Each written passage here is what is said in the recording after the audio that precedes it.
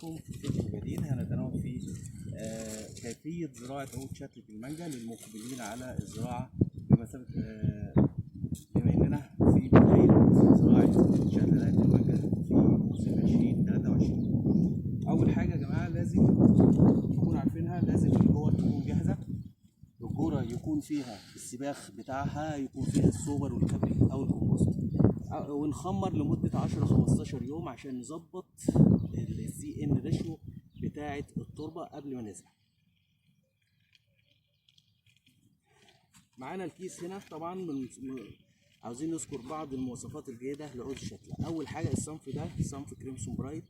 المواصفات الجيدة لعود الشتلة عندنا لازم الكيس يكون ارتفاعه على الأقل 30 سم، القطر بتاعه ما يقلش عن 20-25 سم، الساق تكون متخشبة زي ما حضراتكم شايفين، يكون الأصل على سكري.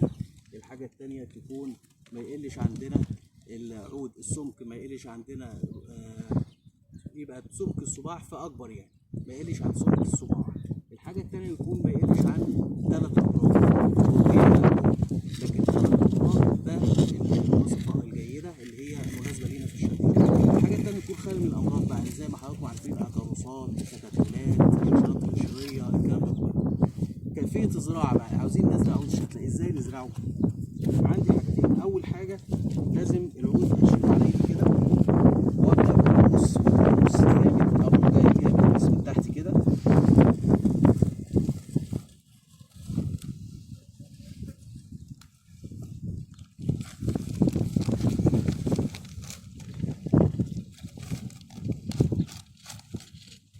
بعد ما قطعت انا عشان ابقى متاكد ان الجدر بتاعي سليم من تحت مش لافف على بعضه زي ما حضرتك لافف ازاي، لازم اعمل عمليه تطويش للجدر. انا لو ما طوشتش الجدر ده ممكن هيلف على بعض يبقى وهيبقى في عندي سكسفونيا تحت مش هيشتغل كويس. بعد كده بعمل شبكه النص تلتين الكيس كده وانزل في الجوره واردم. وانا بردم بسحب الكيس واحده واحده، اردم اسحب الكيس واحده واحده، انا شغال بردم وبسحب في الكيس واحده واحده.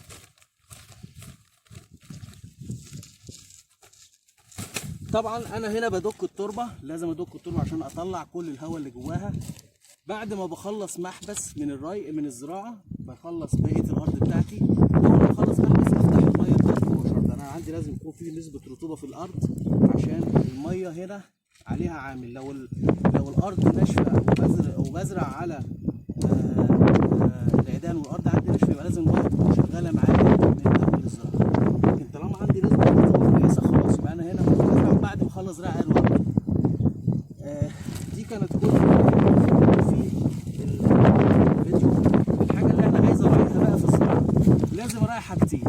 اول حاجه ان انا ما اردمش على الصلايه تحت جامد. في ناس ممكن تردم لحد كده، ده غلط يا جماعه، ما بيمشيش العود معايا.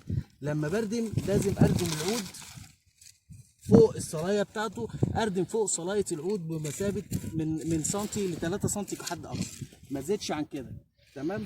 الحاجه الثانيه ان انا ادك التربه حوالين الجدر كويس، بس مش ما تبقاش دكه جامده. يعني في ناس بتدك جامد كده، الدكه الجامد دي بتقطع جذور، لكن انا لما بدك بالراحه خالص اهوت عشان اضمن ان الهواء خرج من حوالين الصلايه بتاعه العود. اهم حاجه في الموضوع كله ان انا لازم اقوم بعمليه التطويش دي. تمام.